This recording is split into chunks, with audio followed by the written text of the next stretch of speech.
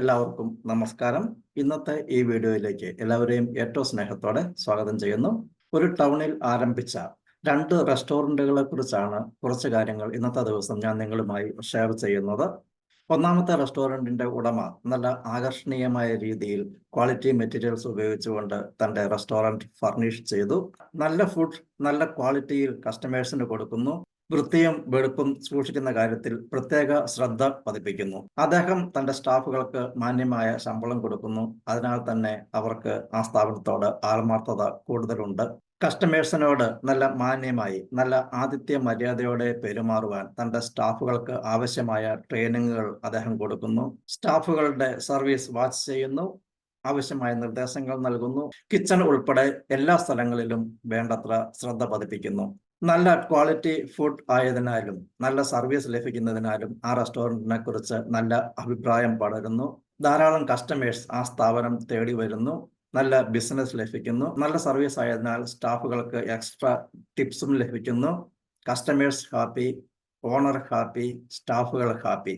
രണ്ടാമത്തെ റെസ്റ്റോറന്റിന്റെ ഉടമസ്ഥനാകട്ടെ പണം ലാഭിക്കാനായി എല്ലാ കാര്യങ്ങളിലും പിശുക്ക് കാണിക്കുന്നു. ക്വാളിറ്റി കുറഞ്ഞ ഫർണിച്ചറും മറ്റുമാണ് ആ റെസ്റ്റോറന്റിലുള്ളത്. നീറ്റ്നെസിന്റെ കാര്യവും ആവറേജ് ആണ്. ലാഭം കൂടുതൽ ലഭിക്കുവാനായി ക്വാളിറ്റി കുറഞ്ഞ ഐറ്റംസ് വാങ്ങിക്കുകയും ഫുഡ് പ്രിപ്പയർ ചെയ്യുകയും ചെയ്യുന്നു. സ്റ്റാഫുകൾക്ക് താരതമ്യേന ശമ്പളവും കുറവാണ് അദ്ദേഹം കൊടുക്കുന്നത്. അതിനാൽ തന്നെ ആ സ്റ്റാഫുകൾക്ക് ആ സ്ഥാപനത്തോട് കൂടുതൽ ആത്മാർത്ഥത ഒന്നുമില്ല. കസ്റ്റമേഴ്സിനോടുള്ള പെരുമാറ്റവും അത്ര ഹൃദ്യമല്ല. ക്വാളിറ്റി കുറഞ്ഞ ഫുഡ് ആയതിനാലും സർവീസ് മോശമായതിനാലും ആ റെസ്റ്റോറന്റിനെ കുറിച്ച് മോശം അഭിപ്രായം ആ പ്രദേശത്ത് പടരുന്നു. ബിസിനസ് കുറഞ്ഞു വരുന്നു. സർവീസ് അത്ര ഹൃദ്യമല്ലാത്തതിനാൽ സ്റ്റാഫുകൾക്ക് ടിപ്സും ലഭിക്കുന്നില്ല. എല്ലാ കാര്യങ്ങളും മോശമായി തീർന്ന് അവസാനം ആ റെസ്റ്റോറന്റ് അടച്ചു പൂട്ടേണ്ടി വരുന്നു. അതിന്റെ ഉടമസ്ഥന് വലിയ സാമ്പത്തിക നഷ്ടം ഉണ്ടാവുകയും ചെയ്യുന്നു. നമുക്ക് നല്ല ബിസിനസ് ലഭിക്കണം എന്നുണ്ടെങ്കിൽ കസ്റ്റമേഴ്സിന് നല്ല സർവീസ് നൽകണം. നല്ല ക്വാളിറ്റി പ്രൊഡക്ട്സ് അവർക്ക് സെർവ് ചെയ്യണം. ആദ്യം കൂടുതൽ ലാഭം ലഭിക്കണം എന്നുള്ള മനോഭാവത്തോടെ ക്വാളിറ്റിയിൽ സർവീസിൽ കുറവ് വരുത്തിയാൽ ഒരിക്കൽ വന്ന കസ്റ്റമേഴ്സ് പിന്നീട് ആ സ്ഥാപനത്തിലേക്ക് വരില്ല.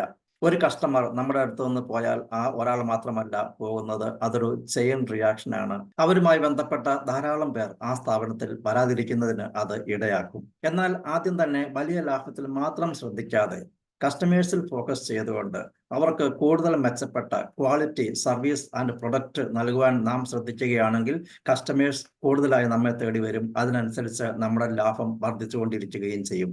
സർവീസ് മോശമായതിനാലും ക്വാളിറ്റി പ്രൊഡക്ട്സ് അല്ലാത്തതിനാലും പൂട്ടിപ്പോകേണ്ടി വന്ന ധാരാളം സ്ഥാപനങ്ങളുടെ ഉദാഹരണങ്ങൾ നമ്മുടെ കൺമുമ്പിലുണ്ട്. നിങ്ങൾ ഒരു പഴഞ്ചൊല്ല് കേട്ടിട്ടില്ലേ? പത്തായത്തിൽ നെല്ലുണ്ടെങ്കിൽ എലി എവിടെ നിന്ന് വേണമെങ്കിലും വന്നുകൊള്ളും എന്ന്.